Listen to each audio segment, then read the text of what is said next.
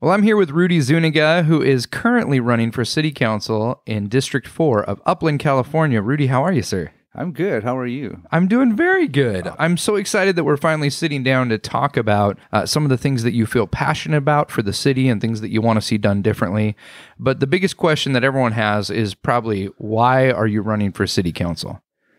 Why? That's a big question. Why? I'm asking myself that constantly every day. Why am I putting myself through this torture? I got all these trolls chasing me around on social media. It's just ridiculous. But to be honest with you, I love this city. I've been here for 23 years now. This is my home. Yeah. This is where I raised my daughter. We've opened a business. My wife and I have opened a business here. This is where I come home every day after work. Right. This is where I go to bed and I wake up every day. This is my home. Right. Well, and some people would think, well, you love it. Why get involved in politics? I mean, why not just enjoy the neighborhood and sit back and chill? Why decide to be part of what's happening in City Hall?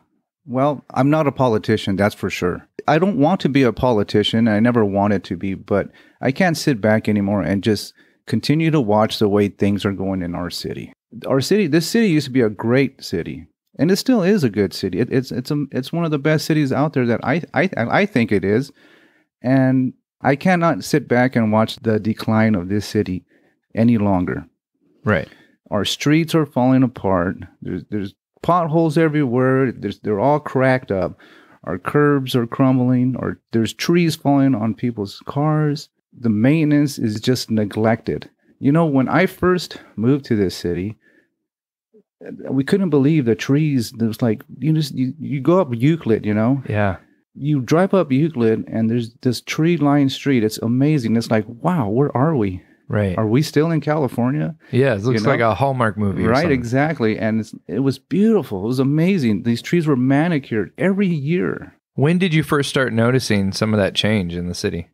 I'm going to say, I'd hate to put a year or a number on it, but just kind of been a steady change. It's going to have to be about at least within the last 5 or 6 years or so. Yeah. I've noticed a huge decline in our city. Yeah. And so things like the maintenance of the streets, even how that affects personal property. I mean, I know your neighbor. Do you want to talk about? So, yeah, my neighbor, she's been contacting the city for a few months now. And they keep saying they're going to send out an arborist and whatnot. I think she's getting the runaround. Every time she calls and say, hey, you said there was going to be an arborist out this week or this month or whatever it is. Just because her tree is overgrown, or there's... Well, no, it's dropping limbs all over her yard. It's dropping limbs on her cars. She calls. No one shows up. Yeah. And these people just moved here about a year and a half ago. Oh, wow. So this is their welcome to the neighborhood. Exactly. This is like, hey, welcome to Upland. Right. Let me drop some trees all over your property. Yeah.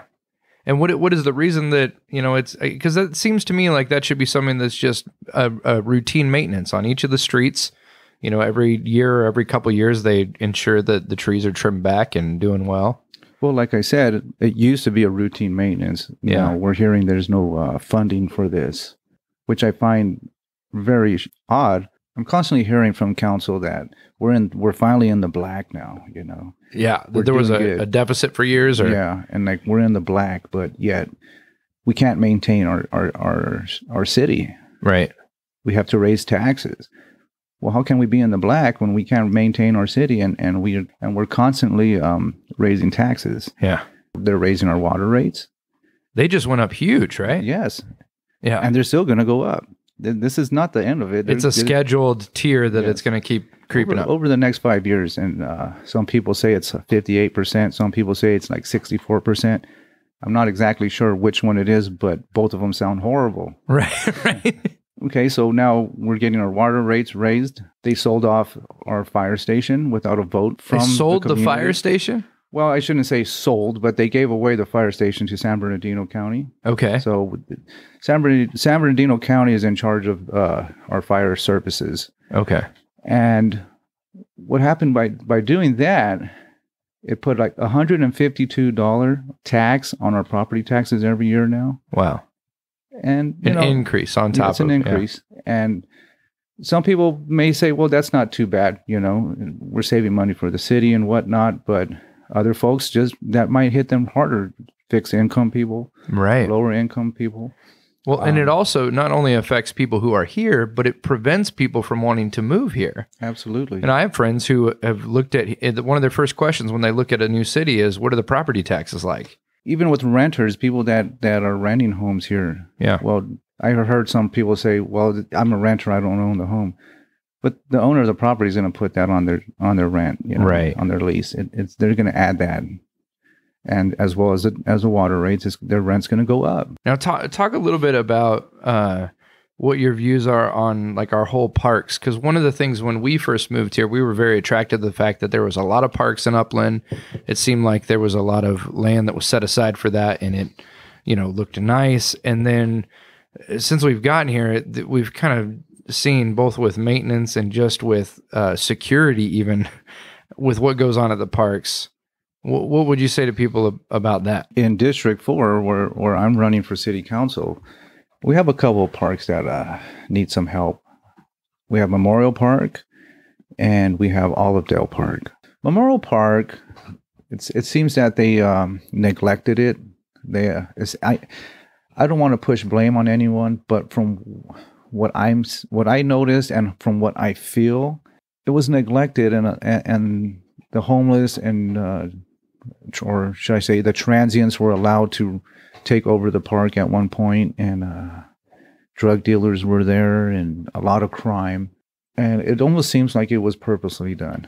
I don't want to sound like I'm some kind of conspiracist. Yeah, what do you mean when you say like it was purposely done? I just feel that. I feel it was I feel it was purposely neglected and allowed to be run down, because all of a sudden now they're selling part of the park to the hospital. Oh, so they create an issue so that they can solve it by selling off land. And, well, they create an issue so that there's no pushback by selling the land, where folks are like, hey, I'm not using the park anyway. Yeah, that's a horrible park. Let's get rid of it. No pushback. That's my take on it. Visiting the park, there's clearly some concerns. It's not so bad anymore, though. I've been there quite a few times lately, and it's not so bad. I was there with my wife the other day, and we took some pictures, and I did witness some some strange happenings there with some transients, and yeah, we were a little concerned, but there was also some other people there that were just enjoying the park. So we figured, hey, if something happened, at least there's other people here, Right. So it wasn't so bad, but I would be more concerned if it was a single parent out there with their child trying to play. Right. And but in your opinion, selling the park or a portion of it is not the solution, right? It's not the solution. What are some things that you think could be done in lieu of offloading this land, or what are some of the things that are a downside of them selling off parkland? Well, I don't think that they're selling the parkland because of the issues in the park. I think they allow the issues to be created so there would be no pushback in selling the park. They're selling the park to a private entity, the hospital. And what happens to those finances when you sell a public park? Well, they're saying they're going to rebuild inside the park, and they're going to build a nice state-of-the-art baseball field because they are taking away the baseball field that's currently there, and then they're also removing another baseball field that's there for a parking lot. But by doing that, they're taking away other parkland that is usable by the residents. I just think it's a bad idea. The baseball field currently, as it is right now, I can't go and play catch with my grandson on that baseball field. It's locked down. Oh, you can't even physically get to it. You cannot walk in those gates. They are locked down. You have to be a member of that Little League to play on that. So it's not public. It's not public. It's supposed to be public land, but it's locked. They don't want people on there. So now you're going to take that field and move it somewhere else in the park, and you're going to lock that down. I'm not okay with that. Right. Parkland is supposed to be for the community. Well, you would think so. You would think so. Absolutely. So, now, I know they're building this very nice sports complex up above the 210 freeway. Why can't we build them a nice baseball field up there as well? Oh, yeah. And leave our park alone. Right. And I know this is one concern that we've talked about, is that other areas of Upland tend to get more attention than District 4, which is why, you having lived in this community for 20 plus years said, hey, I want to run in, be a part of this because we're underrepresented. I don't just live here in District 4. I opened a business here in District 4. All my friends live in District 4. I raised my family in District 4. When my wife and I go out for walks, we walk in District 4. Yeah. This is home. This is where we live. Carol Tim has a home in District 4, but I don't think she represents District 4. Last time she was elected, I believe all her votes came from outside of District 4. I don't believe she won the seat of city council by getting elected by residents of this district. Now, granted, there was no District 4 at that time. Right. Many people may not know this, but this voting season, this is the first time it's been broken up into districts. Yes. With the intent of getting representation from those neighborhoods and communities to vote for the people who are representing them in city council. Yes, that's true. I just don't feel that she's part of this district. She doesn't represent us. She's not one of us. I've lived here, like I said, for a long time, and I know my streets like the back of my hand here. I walk the trail. We're in downtown Upland every single day. We have a business there. Yeah. We could have opened our business somewhere else, a more thriving area. But, my wife and I used to complain about downtown Upland quite a bit. How so? Well, you got to remember, we've been here for a long time. So we knew when it was thriving. We remember it back when it was jumping off. It was a place to be, Right. And when you witness that it was such a great place to go to, and you can take your kids down there and hang out for the day. Right. Which we live a few blocks away, so we just had to walk down there. We would just walk and go downtown and have a good time. You can't do that anymore. There's nothing to do. It's not safe. It's dirty. It stinks. It smells so bad, like urine. We've witnessed the decline of downtown. We've witnessed the decline of District 4. If the city even cared about downtown, it doesn't take one person. It takes them all to care. Now, if you go to like Glendora, Monrovia, right, Claremont, they all have city backing. And I'm not talking about funding, but the city cares. And right. The city does what they have to do or can do to help these areas thrive. And this is why you need someone representing that district who's in that district every day, not someone who just shows up once a month for a photo op. Exactly. And it's kind of funny that you say that because I'm a big fan of Pokey. Okay, my wife and I, we love Pokey. Not Pokemon. You're talking about the sushi bowls. Yeah, sushi bowls. Yeah. And we go to Claremont for our Pokey because I'm not going to say it's the best place, but it's one of the better ones around locally. Yeah. I'm not going to drive all the way to Chino Hills for a good Pokey when I'm here. So many times when we go out to pick up our bowl and to bring it home to eat dinner, guess who we run into in downtown Claremont? Carol and Larry Tim walking around having a good old time. And I never see her walking around in Upland. Yeah. Unless she was there for a ribbon cutting. Then she'll take a stroll through town, but she lives a couple blocks away. And she never goes down there. I never see her. I hear she actually gets her hair cut in Claremont. There's like 27 hair salons 20 in downtown right? Upland. Yeah, exactly. She's going to find one to cut her hair there.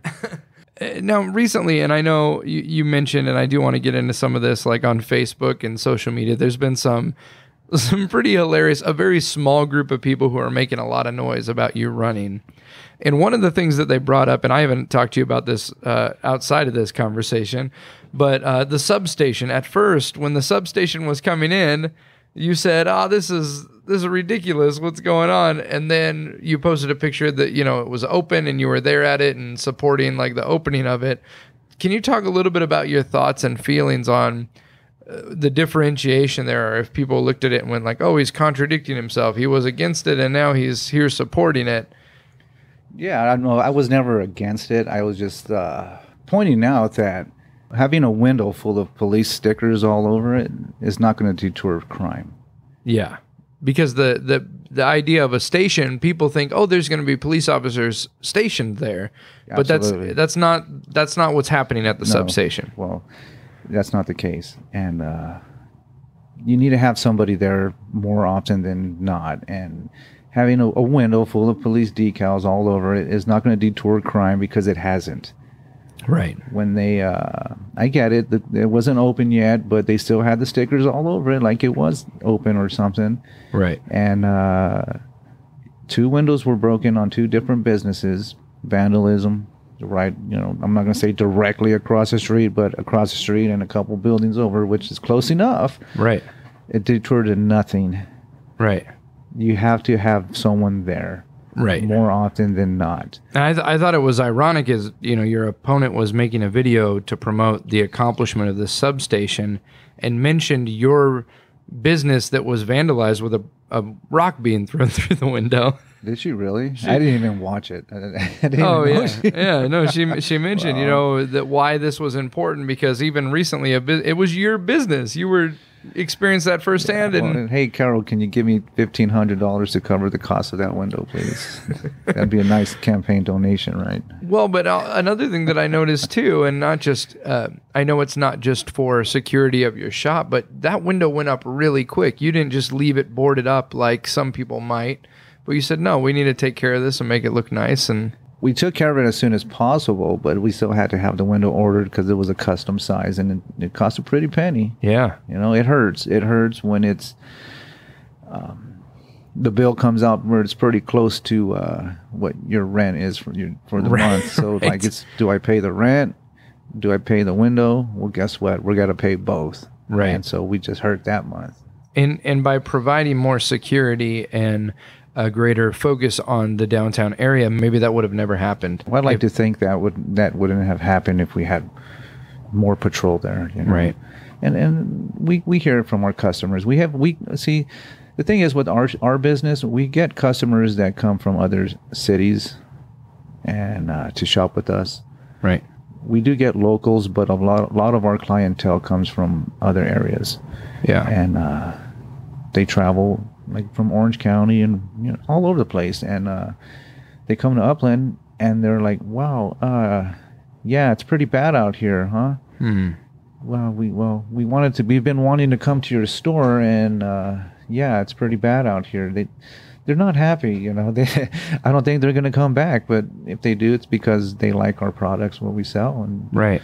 We keep them coming, and we try to clean up in front of our store and around and make it more presentable. Right. But I can't do everything in downtown, and like I said before, it takes the city to pitch in and help. Yeah, and I know that there's been times with things downtown where, I remember when the Christmas lights weren't working downtown. There was issues with all the lights downtown were broken. And that's one of those things that when people drive down and it's the holiday season and they see the lights, it makes them go, oh, there's something happening here. We want to shop. And this is long before you ever even considered running for city council. You were going after work every day out there and spending your own dime to go fix the lights on the trees. And I don't even know if people know you did that. Well, let me correct you on that. I wasn't going after work. I was actually on vacation at the time. I was on my vacation, and I spent about 2 days of my vacation working on those lights and the trees.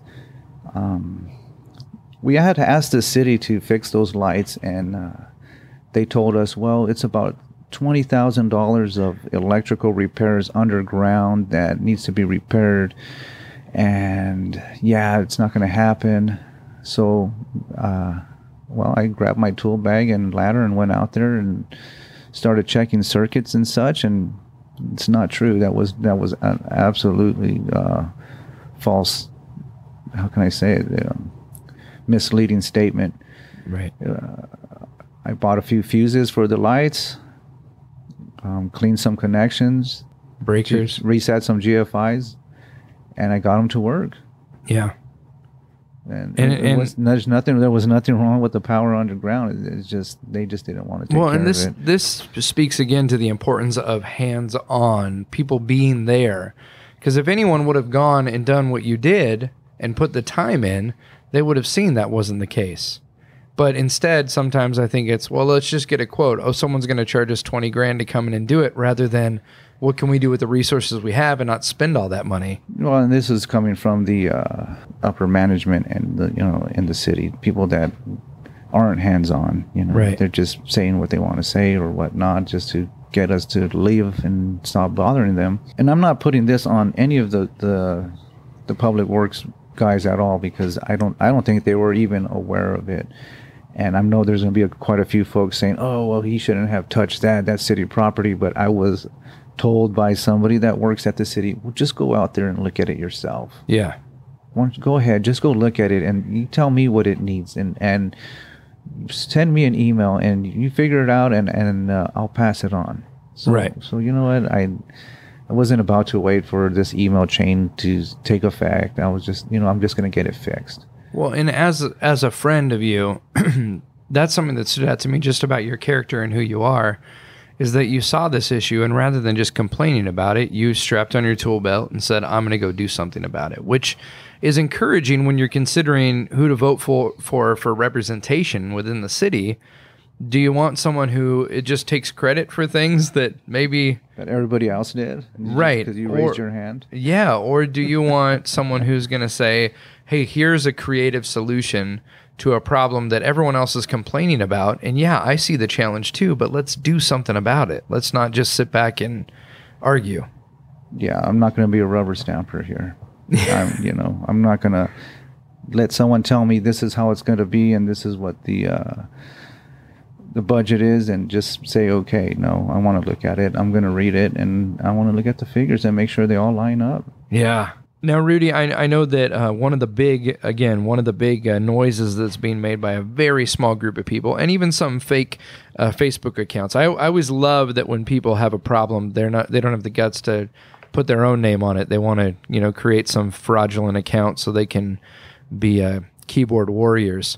But there are some people out there who are talking about you being in a motorcycle gang and your history with the Vagos, and even some bringing up like arrest reports and things like this. Can you speak to that? Because I know that is a concern people are going to have, especially as you're bringing a platform of public safety and, caring about the community and making sure it's a safe place for families. People are going to go, "Well, what about you and your history?" I understand where they're coming from, but when is a person allowed to change their life? When do you let someone move up forward to do better things in life? Yes, I was a member of a motorcycle club a long time ago. I haven't been for quite some time now. It's been a long time. During that time, did I commit any crimes? No, I didn't. Let's look at Jesse Ventura, for instance. He was a member of one of the big motorcycle clubs out there, and he won the governor's seat for the state of Minnesota. I'm only trying to be city council for Upland. I'm not running for governor or president or anything like that. Me being at one point in my life a member of a motorcycle club shouldn't really have any relevance to who I am now.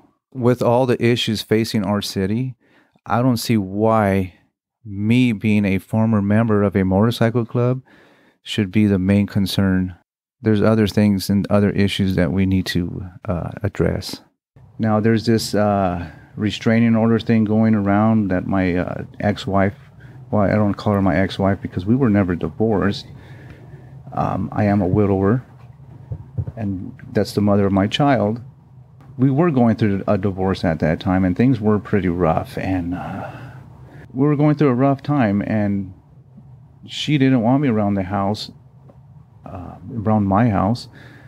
So she filed a restraining order against me. And when we went to court, it was dropped because there was no signs of domestic violence. But I'll admit she did file a restraining order on me at the time. And when we went to court, it was dropped. It was done. There's no evidence. I never went to jail for that.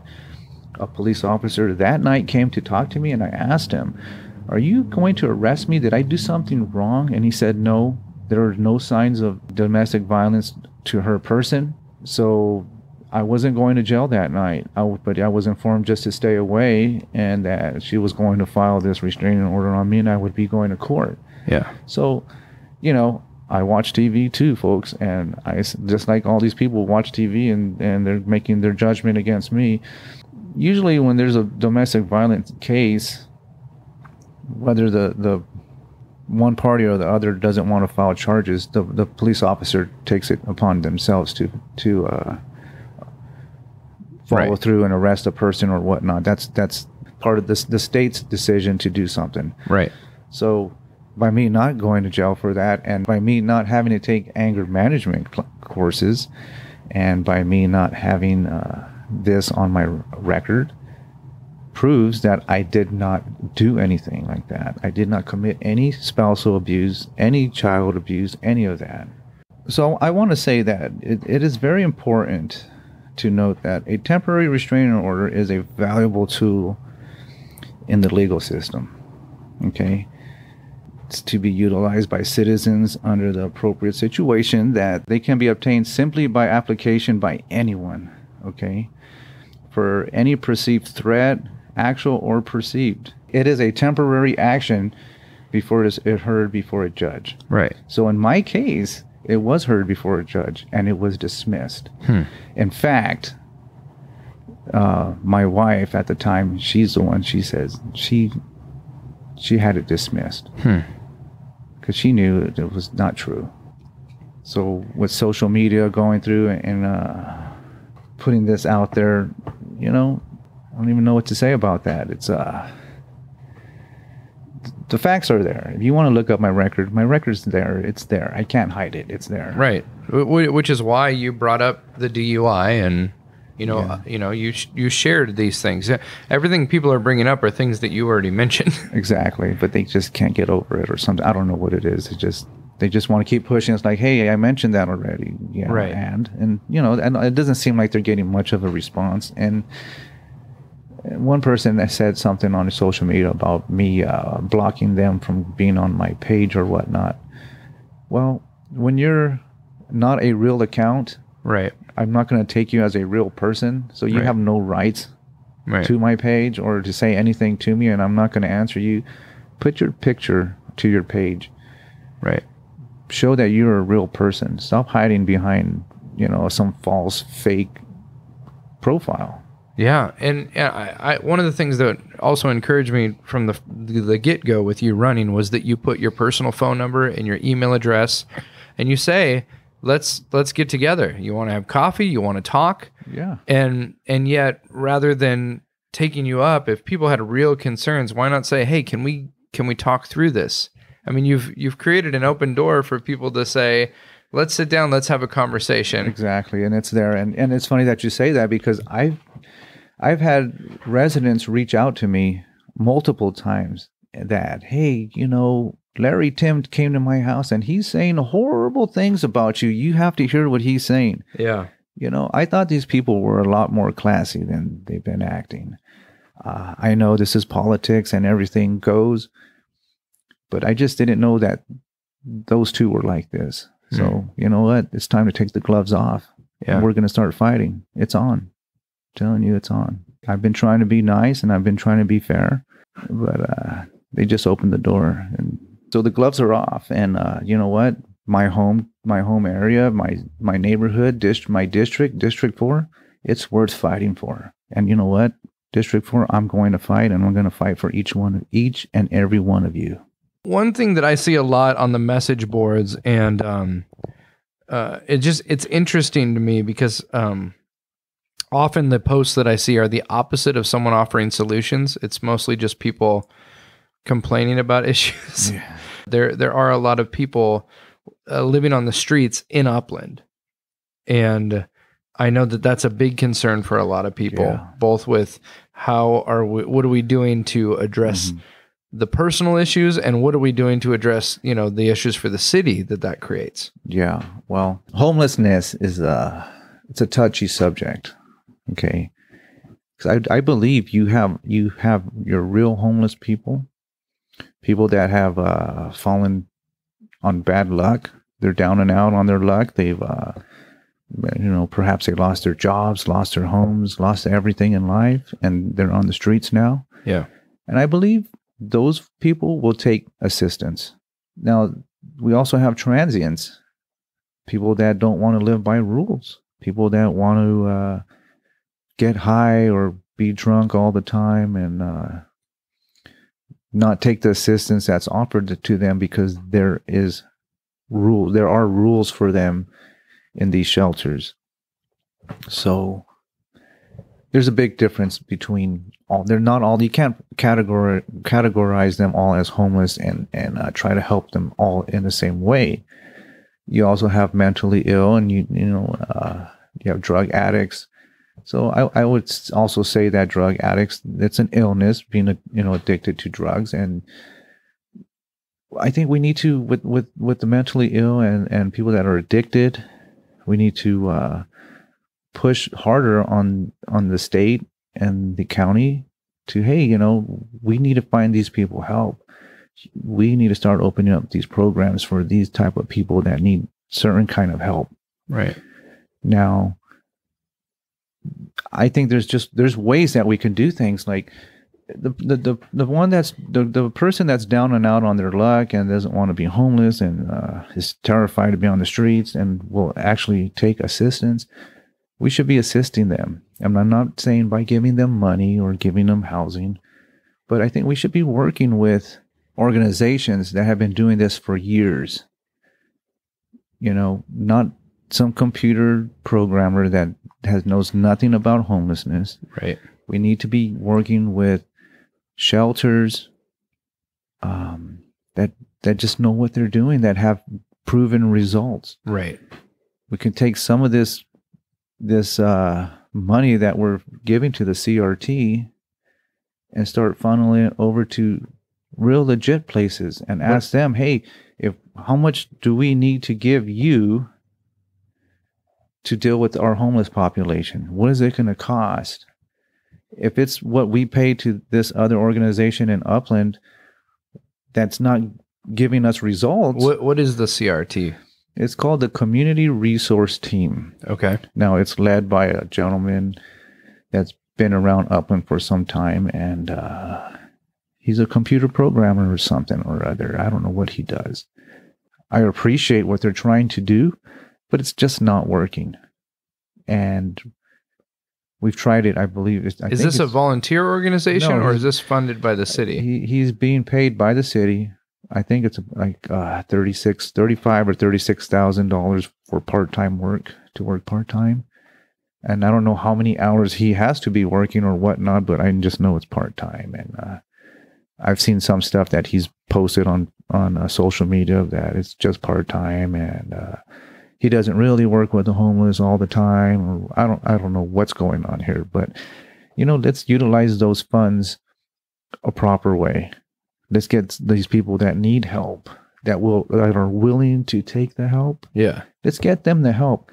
Now, the ones that don't want the help and they don't want to obey by the rules, well, we need to stop enabling them to break the law and break the rules here. We have to put our residents first. Uplanders should come before the lawbreakers, the drug addicts, the transients.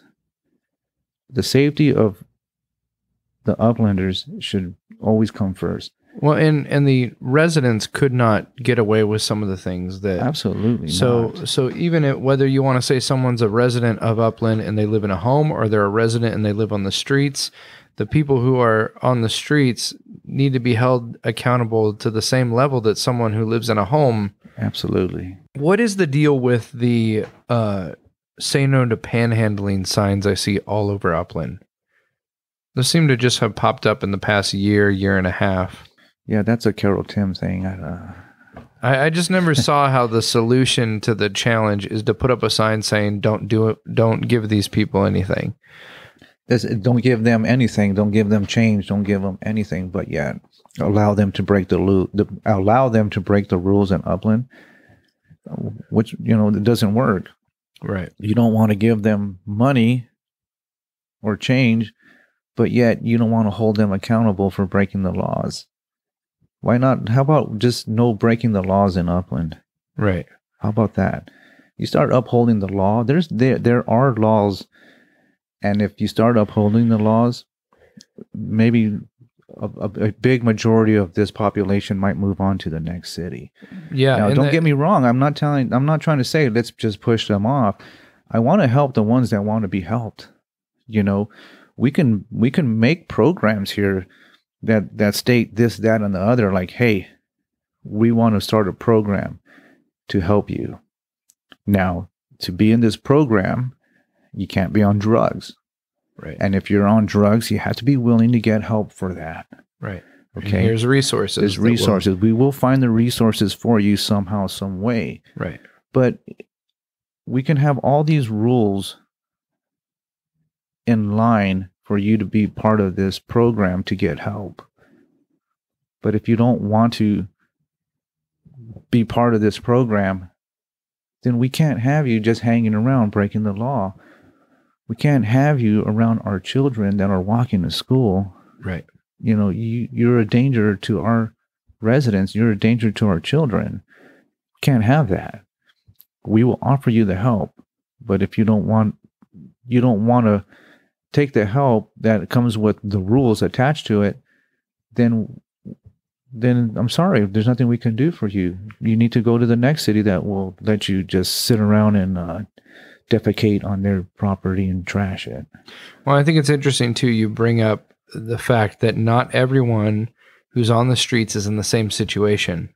And the only way to get them the support or help or address the situation is to know what their situation is. And I feel like putting up a sign that says, say no to panhandling and leaving it at that is for people who don't want to get their hands dirty. Yeah, they don't want to get involved and actually know what the challenges are to be able to address them. And I find it funny because I've never seen anyone going into stores and asking for money. You know, yeah. Yes, they're at the freeway entrances and exits and such, but you know, the signs are there too, and it does no good. I just see that as, it's good to have it as a deterrent, but it doesn't deter them. You still have to have a physical body driving by there and upholding the law. Right. Yeah, I would be shocked if I saw someone drinking an open bottle of liquor in Victoria Gardens, because I know they wouldn't allow that. Oh, that wouldn't be allowed anywhere but Upland. But if it happened in downtown Upland, I would not be shocked. The signs are there for the community not to break the rules. But if you're a transient, you can break all the rules you want and get away with it, it seems like.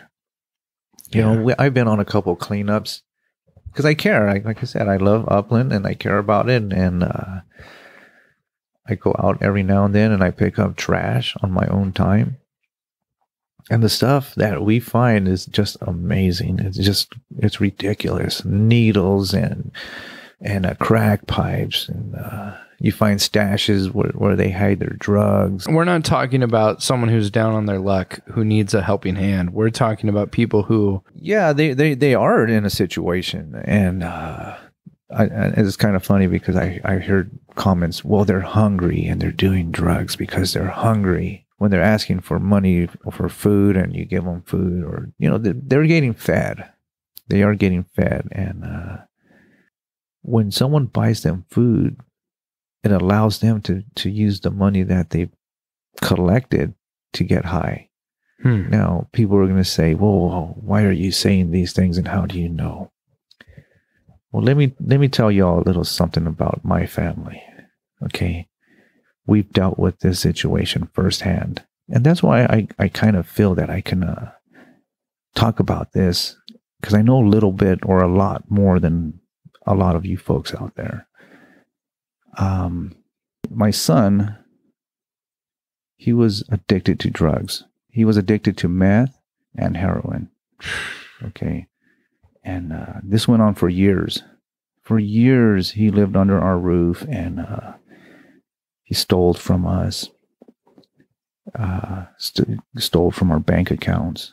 We went through a rough time for years. The whole family went through a rough time. No one wanted to believe that he was on drugs and that he was stealing from everybody. You know, it's your son. No one wants to believe your son would do something like that to you, you know. And, well, I grew up in the 80s, okay? And I remember tough love. Yeah. That was a big thing in the 80s, tough love. And I told my wife, hey, listen, you know, this is not going to get any better if we keep giving. We have to stop. And I thought she was going to leave me, because it got that bad. It's her son, and I call him my son too, because I've been around him since he was a young boy, and now that we're married and all, we're all just one big family now. So I told her he's got to go. This is it. This is the last straw. This is it. He stole from us one too many times. He's not clean. We keep finding drugs in the house where he was living, finding needles and such. It's horrible, and she just didn't want to believe it. Like, well, no, he's clean. He's told me he's clean. So I have to tell her he's got to go. This is it. Tough love. We have to give him tough love. You can't keep giving. So that created a big problem throughout the whole family with her parents and us, and they didn't want to talk to us anymore. It was a big ordeal. It was a mess, and my wife was crying every single day. I had to make my son homeless. I couldn't allow him to continue to do drugs and steal from us anymore. He was going to jail. He would get bailed out. He lost so many cars, You got them impounded, never got them back. It's just a mess. Everything you can think of, we went through. And you realize that in an effort to help him, you were enabling the situation. Exactly. And we couldn't enable it. And I told her, we can no longer enable him to do this. We can't even, by having him leave the house, we can't even give him $5 for a hamburger. He would come and ask, hey, can I have some money to get food? I'm hungry. And it broke her heart, but I had to tell him no. Until we took everything away from him is when he decided to fix himself. And he was gone, I'm going to say, for about a month. We didn't know where he was. And my wife cried herself to sleep every day. And I thought she was going to leave me. I was like, man, I really made a mistake here. I really made a mistake. My wife's going to leave me, and I love her so much. And I love this kid so much, and I didn't want anything bad to happen. There was some nights that I'd drive around looking for him because I was just so upset and worried and such, and could never find him. And we finally get this phone call, and it's him. And he tells her, Mom, he says, Mom, I'm sorry. I know what I did to you, and I'm ready to fix myself, but you have to let me do it my way. Now, what I left out before was that we offered him. He actually went to a rehab in San Francisco, a really nice one, real high end one, and that didn't work out for him. So we offered him some other rehabs, and he didn't want to take them.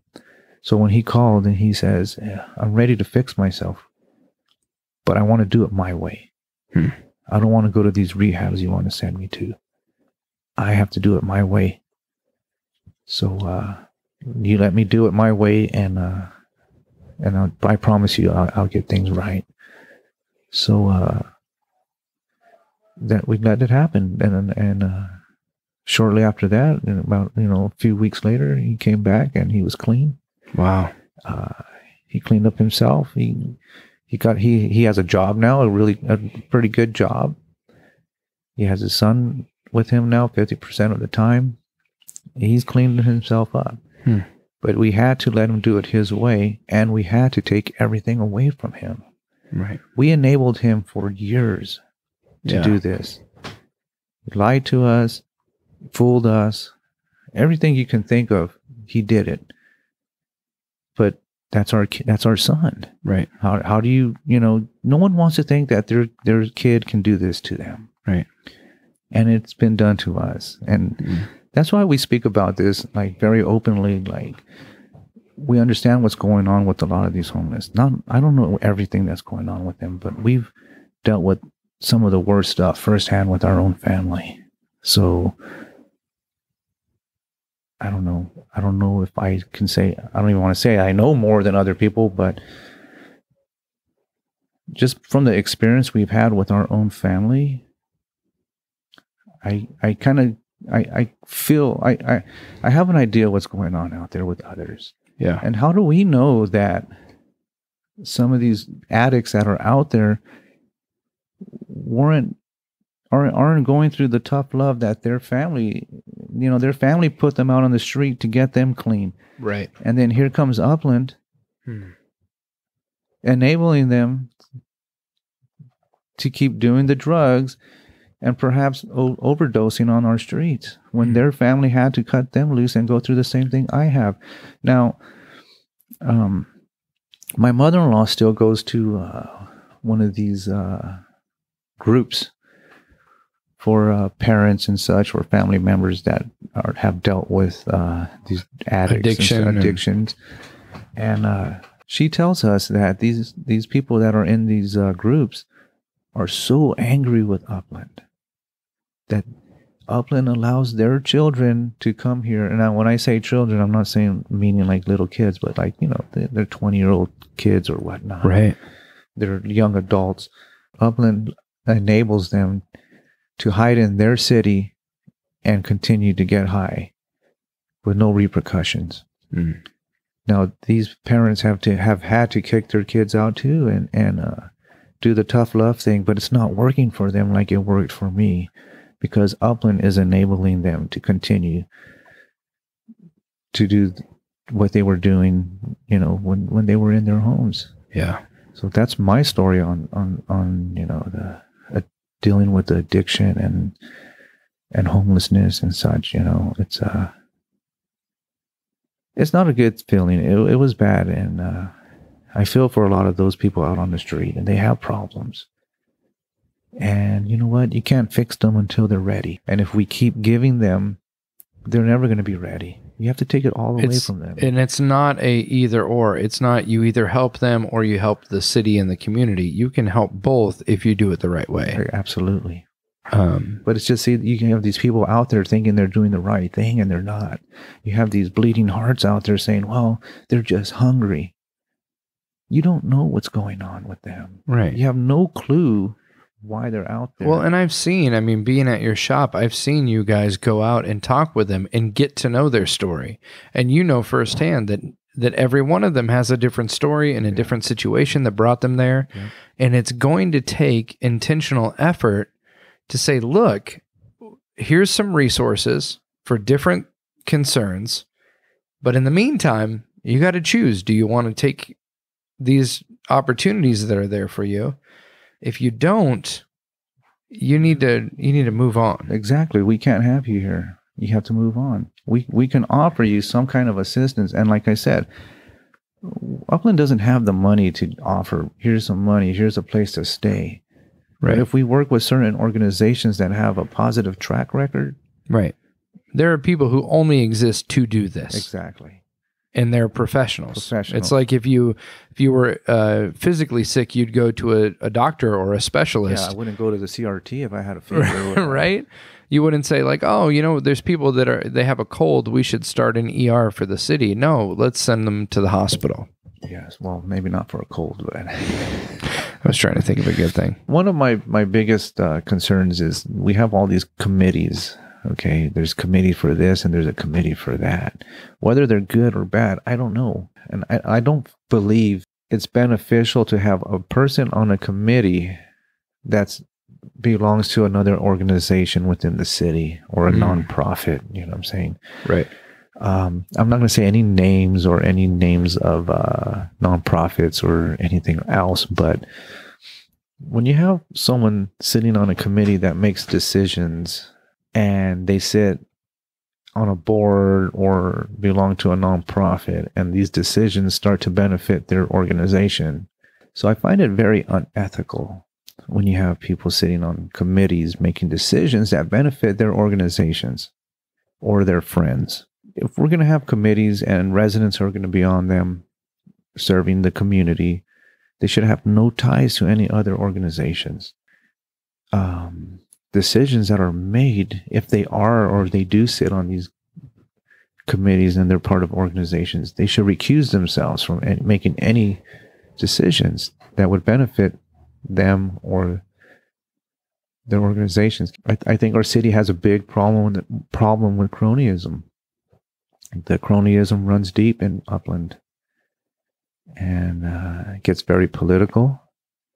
They keep their friends very close. What do we do about it? Well, it's time to start breaking that up. It's funny. I find it funny that people bring up that, well, he has no experience and he's not part of the city or not involved like these other folks are. But, that's great because I don't owe anybody anything. Right. I'm just a normal guy. I'm just a regular, hardworking guy. I haven't had my hands mixed up in the city for the past 20 years. Okay. Right. It's like someone else likes to claim that they've been involved in the planning commission and this, that, and the other for quite some time, 20 plus years. Well, guess what, folks? Our city didn't get to where it's at overnight. Right. We've had bad decisions being made for us and our city over the past 20 plus years. Now we're feeling the wrath of it. Yeah. Now we're feeling the effects of the bad decision making from the people that have been involved in the city politics and planning and such, and the cronyism and the decision making over a period of time. And you think we can turn it around? Absolutely. Absolutely. It's not too late. It's never too late. It's time to start trimming the fat. What can people do if they want to get involved with the campaign? I know we're a little bit out from the election time, and I'm sure there's things that people can do to get the word out there or to help financially or whatever. What do people do if they want to get involved? Well, you can reach us. You can reach my campaign at rudyforupland.com. You can also call me at 909-570-RUDY. I answer my phone. I answer my emails. Yes, we can use the man and woman power, knocking at doors and hitting the streets. We can use donations. Everything helps. Everything helps. If you want change for your city, if you want change for your district, it's up to you. If you're sick and tired of the same old, I'm going to ask each and every one of you to take a good look around. Step outside of your house. Next time you're driving around the city, take a good look around. If you are not happy with what you see, then give me a chance. What do you have to lose? Give me a chance to try to make a difference for you and me and everyone else in Upland. Although that the residents of District 4 are the only ones that will be able to vote for me, if I do win and I do sit on city council, I'm going to represent all of Upland. Yeah. I am just being put into office by District 4 residents. So all of Upland, hey, if you're listening out there, spread the word. You guys can help too. If you are sick and tired of what's going on here, you all can help. It's going to take all of us to make a difference here. It's time to get rid of the corruption. It's time to make a change. It's time to make a difference. It's no time for Tim, that's for sure. What I like to say too is anyone in District 4, they're not counting on you to vote this year. And they know a lot of the Latinos aren't registered to vote.